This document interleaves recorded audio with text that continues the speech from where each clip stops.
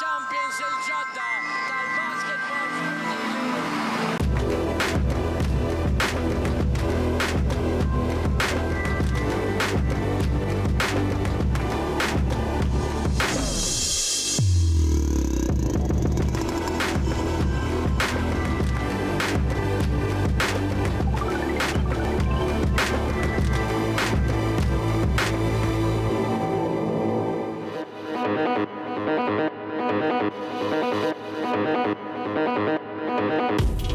Jintemmu l-lob tal-gruppi mill-ġon ta' Bona Shield kemm tal-irġiel kif ukoll tan-nisa wkoll tal-amiċer. Fil-fatt għandna diversi partiti minn dan il-kompetizzjoni fosthom dawn li jispikkaw bħal huma Hibernians kontra Sigma De Piro fl-irġiel u Starlights kontra Luxor Sherry's Estates, fil-waqt li fin-nisa kellna Valletta Lionesses jiltaqgħu kontra Hibernians u Cafe Moak Luxor kontra Starlights JSD. Se nagħtu ħarsa wkoll lejn partita mill-Kampjonat Bank of Valletta tal-ewwel diviżjoni tal-irġiel bejn atleta A to Z u Valletta Lions fil-waqt li nwaslulkom siltiet mis-serata premjattiva li organizzat il-Malta Basketball Association fejn fiha ġew ippremjati fost l-oħrajn il-plejers tas-sena tal-istaġun li għadda.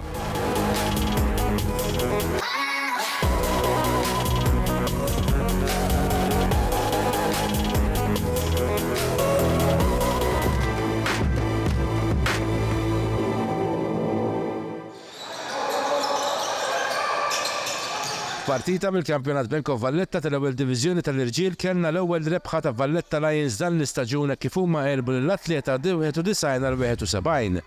Partita li rat lit-tim tal-Valletta jibdew tajjeb u jmorru 9-0 minn fuq u temmew l-ewwel taqsima 10 fuq quddiem 24-14. Valletta bdew it-tieni taqsima b'ran ta' 10-3 biex komplew ikabru l-vantaġġ u sal-mistrieħ iż-żewġ timijiet bdew jirrispondu lil xulxin biex Valletta daħlu jistrieħu 42-33 minn fuq. Fit-tielet perjodu l-atleta kellhom it-3-pointers biex resqu viċin, però Valletta reġgħu għamlu 8 punti oħra mingħajr risposta biex żammew vantaġġ ta' 10 punti 64-54. Fl-aħħar taqsima t-tim tal-Valletta għamlu ral deċiżiva meta għamlu 13 punt mingħajr risposta fosthom 3-pointer tal-Amerikan Lorenzo Anderson biex ħadu kontroll assolut tal-partita u ħarġu rebbieħa 91-71.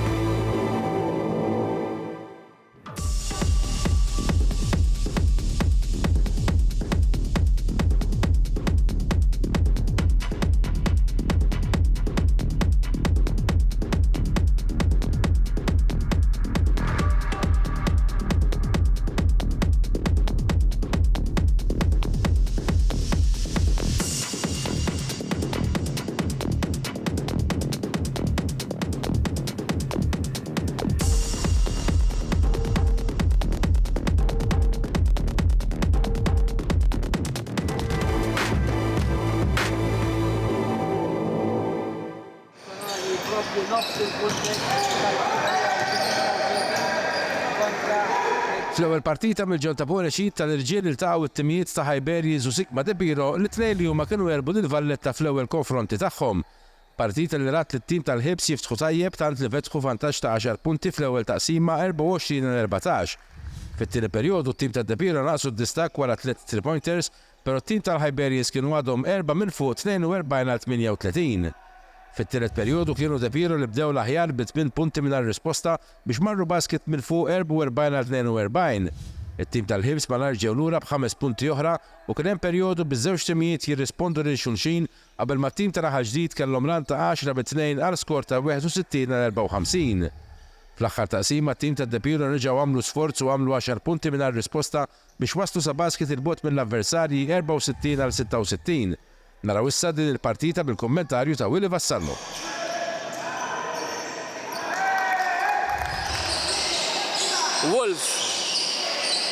Wolf Demchazen, is-sikkat minn Porter, in-naħa l-oħra Simic ġewwa żona tajja ferm li laċa ma jagħmilx il-ballun, jittajjar barra favur it-tim tal-Hibs. Fadallhom 50 sekonda biex tispiċċa l-partita, biex tispiċċa l-logħba u fadallhom 0.4 sekondi biex jippruvaw ballun. It-tim tal-Hibs rridu jippruvaw mal-ewwel. Mill-ewwel jippruvaw u ma jagħmlux il-player Brown jarġa' l-ballun barra favur it-tim tal-Hibs. anzi le, huwa favur it-tim ta' De Piro. 47 sekonda jimmarka l-arloġġ. De Piro 3 minn fuq, għandhom il-possess. Però il-Hibs jafu li għandhom mill-inqas 23 sekonda. Bil-ballun huma għal tmiem il-logħba. Il-plejer Cornelius, il-ballun fil-ġemp. Tomasi bit-tripla li ma jagħmilx, il-ballun jieħdu 10 tat-tim tal-Hibs. Jarġaw jibdew Derek Brown bil-ballun it-tripla jipprova issa. It-tim tal-Hibs jippareġġjaw propju 25 sekonda minn tmiem il-partita. Porter barra 3-point line fiż-żona. Idur jipprova l-basket li ma jagħmilx. 10 bid-defensive rebound tal-Hibernians. 45 sekonda. 2 minn fuq jattakkaw il-Hibs. Jistgħu jaħlu l-ħin għax ikun favurhom. Huwa Wolf illi bil-ballun jistenna l-ħin jonqos. Hekk kif tar fiż-żona baqa' dieħel jagħmel il-basket. Wolf ipoġġi lil-Hibs 4 minn fuq u l-coach Dimitrijevic jeħtieġlu jgħajjat it-timeout tat-tim tad-De Piro. Nikola Bozovic sissa kellu 5 punti f'din l-partita. L-ewwel ballun għalih. Iva, it-tim tad-De Piro għadhom ħajjin. Propju, irrid jagħmel dan it-tieni wieħed biex jippareġġa. Bozovic. Ekku ġab l-iskor indaqs 85 punt kull tim. Propju. Għatfadallhom 3 sekondi. It-tim tal-Hibs jispiċċa l-ħin barrani fuq parità u għandna t-tieni ħin barrani. Porter. Il-ballun lil Bozovic jiġi fawljat taħt il-basket. Għandu żewġ free shots. Sissa I'm player fouled out fuq kull naħa. Bin-naħa tat-tim tal-Hibs hemm Matthew Gudar barra, anzi Matthew Gudar barra u min-naħa tat-tim tad-De Piro hemm il-player Anton Axa barra u Matthew Gudar barra.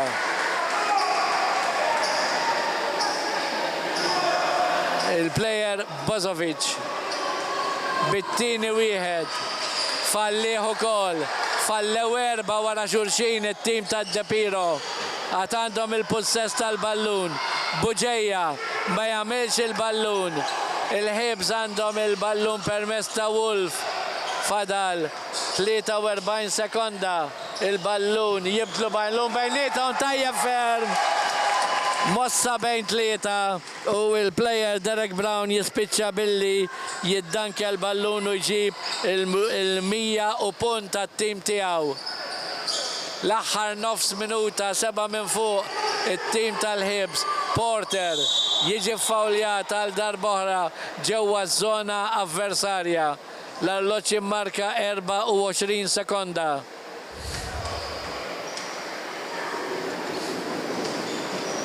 Tnejn għalih. L-ewwel wieħed għal ġewwa.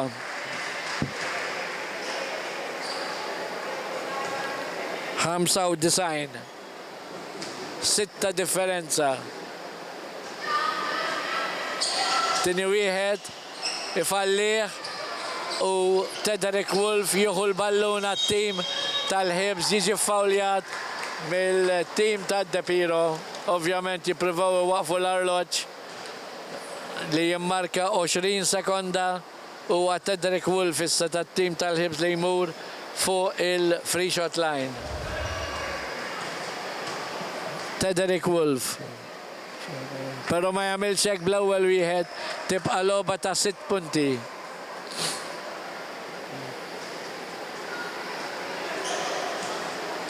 It-tieni ballun.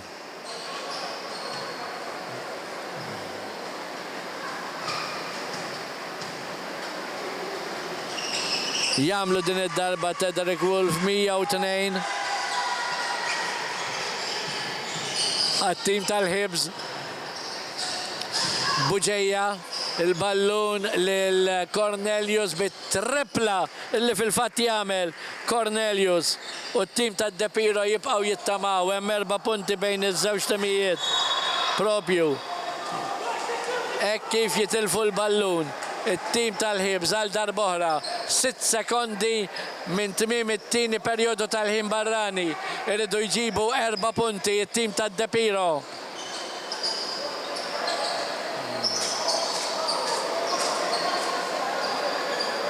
Jibda l-ballun David Buġeja. Cornelius mill-ewwel jipprova l-ballun u jagħmlu u tiġi logħba ta' punt wieħed biss għal darb'oħra bejn dawn iż-żewġ timijiet. Il-plejer Demchezen bil-free shot sa ġie fawljat mill-ewwel. Anzi jibda l-ballun mis-sideline hemmhekk. Jiġi fawljat mill-ewwel il-plejer Derek Brown ovvjament. Fadal 3 sekondi għad-De Piro biex iwaqfu l-arloġġ. Naraw Derek Brown jirnexxilux iżid ma' dan il-vantaġġ. Għat-tim tal-Hibs li minn 7 ġiew għal punt wieħed biss wara żewġ tripli f'żewġ 50 sekondi min naħa ta' Cornelius tat-tim tad-De Piro. L-ewwel wieħed għal Brown jagħmlu tiġi logħba ta' żewġ punti 103 għal 101. It-tieni ballun. Jamlu wkoll u tiġi tripla. Differenza bejn iż-żewġ timijiet 104 għal 101. U fi 3 sekondi it-tim tad-De Piro jridu tripla biex jisforzaw it-tielet perjodu tal-ħin barrani. Jibda l-ballun għad-De Piro, 3 sekondi biex jisalvaw il-partita li jom bit-tripla li titfa' l-logħba fit-tielet perjodu tal-ħin barrani. Iridu tripla it-tim tad-De Piro. Buġeja ser jibda l-logħb. Buġeja il-min sajati. Bozovic le ma għamilx il-ballun. Tispiċċa l-partita u finalment it-tim tal-Hibs jiksbu l-ewwel post fi gruppa meta wara żewġ perjodi tal-ħin barrani huma jirnexxielhom jelbu lit-tim ta' Sigma De Piro 104 għal 101.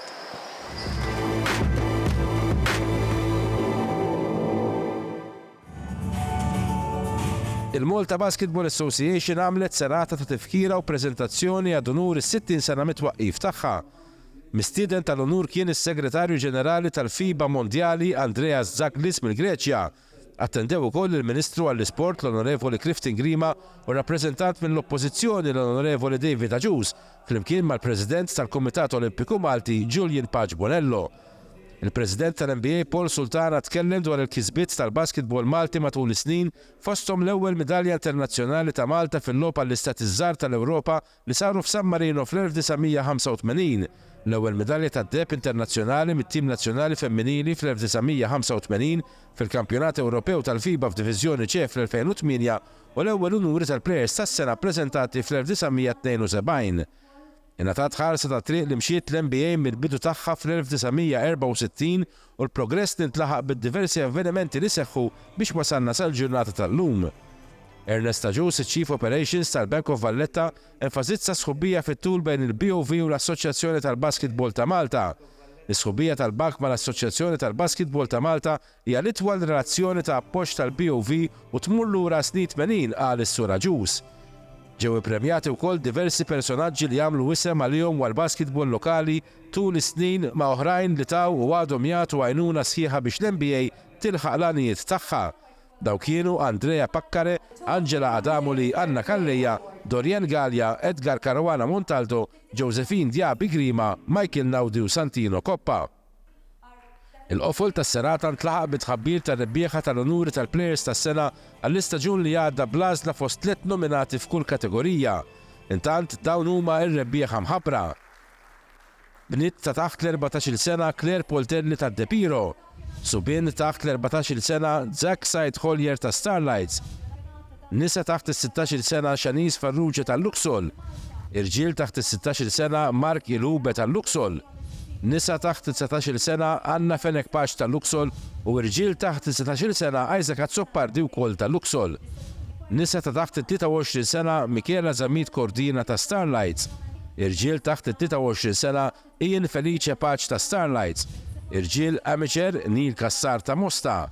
Nisa Kristi Galja ta' De Piro u irġiel l-ewwel diviżjoni Ian Felice Paċ ta' Starlights. Ħadna l-okkażjoni biex inkellmu l-Segretarju Ġenerali tal-FIBA Dinja dwar il-ħsibijiet tiegħu dwar il-basketball lokali. Mr. Zachris, for the NBA, this is a big occasion, but for FIBA, what does it mean to have a number of small states doing their part for the basketball in general? It's absolutely fundamental.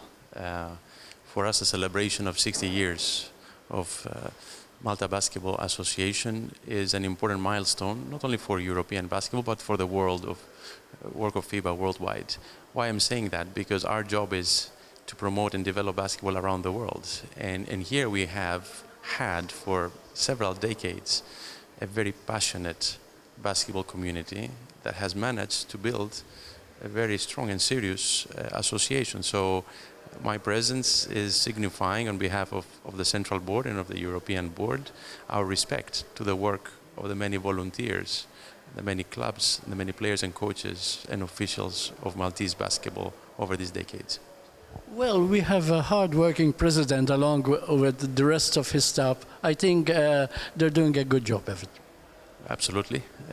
When he and I first met a few years ago when I took over as Secretary General 6 years ago, he came to me and he said, you know historically what we do in Malta, because of course I was in FIBA before. I said yes, and we gave an appointment at my office. He came, he stayed 2 days, and then we discovered how much Malta is doing, because we see the every year how many youth competitions are played here, how many youth national teams are going abroad to participate, small countries of Europe, a number of activities, but only if you sit down and you understand what Paul, Joseph and the entire team are doing, you can really put it into perspective. So I would like to congratulate them, and of course below them, the entire pyramids of Maltese basketball. They deserve kudos.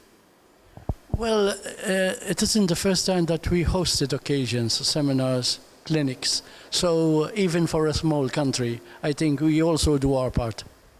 Definitely. I don't like very much, I must say, the term small country for the simple reason that, especially since 2017, with the introduction of 3x3 basketball into the Olympics, the terminology small country and big country has started its way of elimination. When you see small countries like Mongolia playing the Olympics in 3x3, when you see Commonwealth Games adopting 3x3 basketball and not anymore having 5-on-5, the traditional basketball in the games, when you see how the trajectory of 3x3 democratizes basketball around the world, I think gradually we will forget this denomination. And this means one of our strategic pillars, empowering national federations, will bring the smaller communities in terms of population to see how they can play to the world stage, because the ladder in 3x3 is shorter, and at the same time without leaving the work, the fundamental work in the youth and in the local championships, which keep the community alive. Well, our great satisfaction is that we are managing also to send our players abroad. It isn't just Europe. We've even got to Asia, our players playing there. Yes, well, I would say it is a natural result of the passion for basketball that exists here, and that I've come to realize.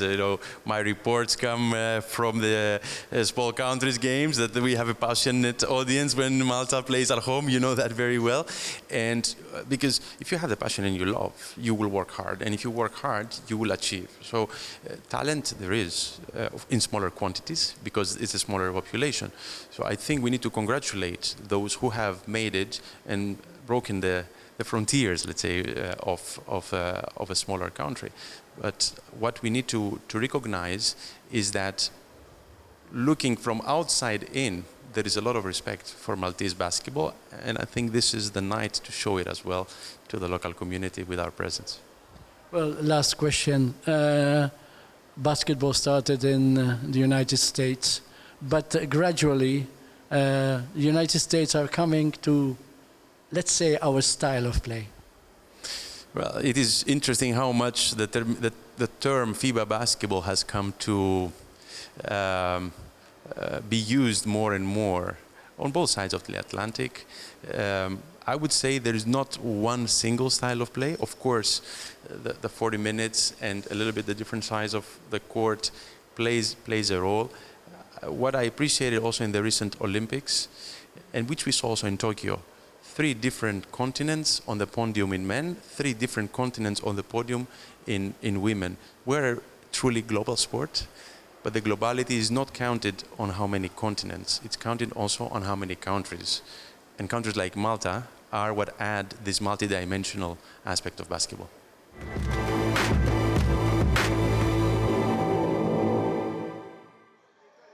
Fit-tieni partita mill-ġol ta' Bonexid tal-irġiel kellna r-rebħa ta' atleta A-Z fuq Tigers bl-iskor ta' 122-64. Kif juri l-iskor it-tim tal-atleta kienu dominanti tul il-partita tant li temmew l-ewwel sessjoni 13-16 minn fuq.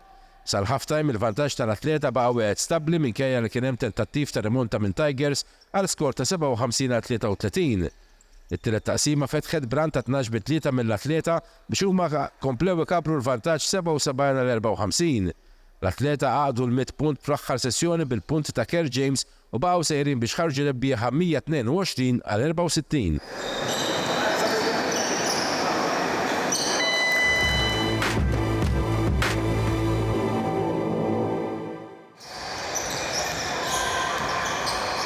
Fl-ewwel partita mill-ġol ta' Bonexid tan-nisa kellna r-rebħa ta' Hibernians fuq it-tim ta' Valletta Lions bl-iskor ta' 88-42. It-tim tal-Hibs temmew l-ewwel sessjoni 23-8 minn fuq u fit-tieni perjodu kellhom ran qawwija ta' 18-xejn biex daħlu jistrieħu 47-14 fuq quddiem. It-tim ta' Valletta għamlu 8 punti minn risposta fil-ftuħ tat-tielet perjodu, però malajr ġiet ir-risposta tal-Hibernians b'ran ta' 10-2 għal skor ta' 73-32. Fl-aħħar taqsima kien hemm fost l-oħrajn 7 punti konsekuttivi mill-Hibernians biex huma baqgħu jikkontrollaw u rebħu l-partita 88-42. Fit-tieni konfront imbagħad Kafem u Luxol iltaqgħu kontra Starlight JSD. Partita li rat lil Luxol li temmu l-ewwel taqsima 12-9 minn fuq. It-tim tal-Starlights imbagħad ħadu l-vantaġġ fit-tieni perjodu, però Luxol komplew jirrispondu bil-punti ta' Anna Fenekpaċ flimkien ma' oħta Sera u rnexxielhom Mial naqsu d-distak sal-intervall 33-28. Fit-tielet taqsima spikkat fost l-oħrajn ran sabiħa tal-Luxor ta' 14 punt minn risposta li rathom imorru 12 fuq quddiem 55-43. Starlights ma ċedewx u għamlu rimonta fl-aħħar taqsima biex naqsu d-distak. Naraw issa l-aħħar ħinijiet ta' din il-partita bil-kummentarju ta' Willy Vassallo u l-filmati ta' Joe Formosa. It-tieni ballun ma jidħolx u ma l-Luxol li joħdu l-ballun Haf Heinz, il-ballun lil Anna Fenekpaċe, l-aħħar minuta tal-partita. Il-Luxol kontenti bil-possess, kif jaħlu l-ħin. Idawruh hija Sara Fenekpaċe, il-ballun lil Sara Pace, tuża l-backboard, tagħmel il-basket u tiftaħ il-vantaġġ għat-tim tagħha bi-17 il-punt tagħha, 8 punti vantaġġ għat-tim tal-Luxol fl-aħħar, 36 sekonda. Michela Zammit koordina l-ballun qasir, il-Luxol joħorġu bil-ballun, hija Baldacchino tat il-ballun lil Sara Pace, imma l-Luxol jibqgħu iżommu l-possess, il-ħin issa favurhom fil-ftit sekondi li fadal. Il-tim tal-Luxol jonqsu li għamlu l-ballun, 8 punti vantaġġ imma fadal biss 10 sekondi, isiru 6 punti vantaġġ bil-basket li għamlet Michela Zammit koordina, però il-ħin issa ħarab lit-tim tal-Starlights fl-aħħar 5 sekondi. Meta t-tim tal-Luxol ukoll imorru fuq il-free shot line għal-fawl illi sofriet Anna Fenekpaċe. Total ta' 8 punti għalija. Isiru 9. U l-Luxol nistaw najdu illi jiġġudikaw din l-partita meta tamilhom 2 minn 2. Il-plejer Anna Fenek Pace u Anna timeout. Jarġa jibda l-lob għall-aħħar 5 sekondi tal-partita, jibdew 3 kwarti ta' kort it-tim tal-Starlights. Jinsabu 8 minn taħt palissa, 72 għal-64 u għal-iskor. Min se jqasmu l-ballun Pippariolo bit-tripla li ma tamilx.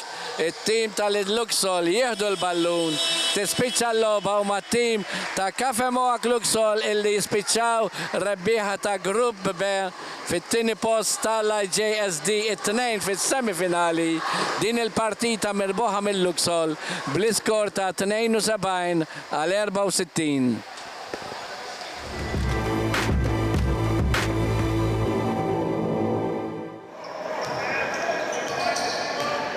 Fl-aħħar partita mill-ġonta Bonexit tal-irġiel kellna l-konfront bejn Starlights JSD u Luxol. Dawn iż-żewġ timijiet kienu qed jokkupaw l-ewwel żewġ postijiet ta' klassifika u għalhekk ir-rebbieħ tagħhom jaffronta lil De Piero fis-semifinali. Partita li rat li t-tim tal-Luxol jibdew tajjeb b'8 punti minn risposta għalkemm mal-ħin it-tim tal-Starlights bdew naqsu d-distak u nexxilhom jagħmlu ran ta' 7 b'xejn lejn tmiem il-perjodu għal skor ta' 23 għal 24. Starlights baqgħu tajbin u fit-tieni perjodu bdew b'ran ta' 12 bit-3 biex marru 35 għal 27 minn fuq. Ir-risposta tal-Luxol ġiet b'ran sabiħa ta' 12 b'xejn fosthom 4 3-pointers biex fl-intervall kien hemm punt jifret liż-żewġ timijiet 49 għal 48. It-tielet sessjoni kienet tkun battuta biż-żewġ timijiet jirrispondu lil xulxin qabel ma l-Luxol għamlu ran ta' 9 bit-2 għal skor ta' 71 għal 63. Fl-aħħar taqsima Starlights irġgħu naqsu d-distakk għal 5 punti 72 għal 77 qabel ma Luxol kellhom it-3-pointers tal-Amerikan Denin Howard flimkien ma' Fukasin Jandric. Naraw issa kif spiċċat din il-partita bil-kummentarju ta' Willy Vassallo.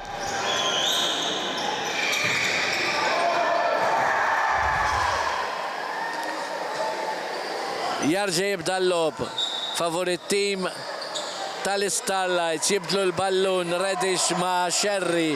Reddish issa jagħti l-ballun lil Fabri. Fabri jillobbja l-ballun li fil-fatt jagħmel hemmhekk biex iġib lit-tim tal-Starlights fuq il-79 punt. 5 punti għalih it-tim tal-Luxol fuq l-attakk. Jarġa jizmarkaw li l-plejer Stefan Cappello mhux qed jagħtu kasu id-difiża tal-Luxol 3 darbiet għadda minn wara d-difiża, 3 darbiet għamel il-basket u t-tim tal-Luxol issa jinsabu fuq il-91 punt, 12 punt minn fuq fadal minuta u 35 sekonda għal tmiem il-partita, 2 punti għal Matthew Sherry illi naqas id-distak b'2 punti biex it-tim tal-Starlights issa jinsabu fuq il-81 punt. Il-ballun anti Jandric. Jandric jagħmel mossa jinfet li d-difiża però ma jagħmilx il-ballun. Jandric però jagħmlu anzi huwa il-plejer Cappello 10 punti għalih f'din l-partita. 93 min-naħa tat-tim tal-Luxol u issa mill-ewwel iwieġbu it-tim tal-Starlight propju permezz ta' Matthew Sherry. 10 punti bejn iż-żewġ timijiet jibqgħu 10. Il-tim tal-Starlights itellaw il-ballun malajr. Se jipprova tripla li ma jagħmilx il-plejer Kai Fabri. Juħdu l-ballun il-Luxol. Vule Jandric bil-ballun lil jibdlu l-ballun bejnietom, ikomplu jdawru l-ballun biżejjed għalihom illi jaħlu is-sekondi propju tal-partit huma l-Luxol illi jispiċċaw fras Grupp B meta jelbu lill-Starlights fl-aħħar partita ta' dan il-grupp bl-iskor ta' 96 għal 86.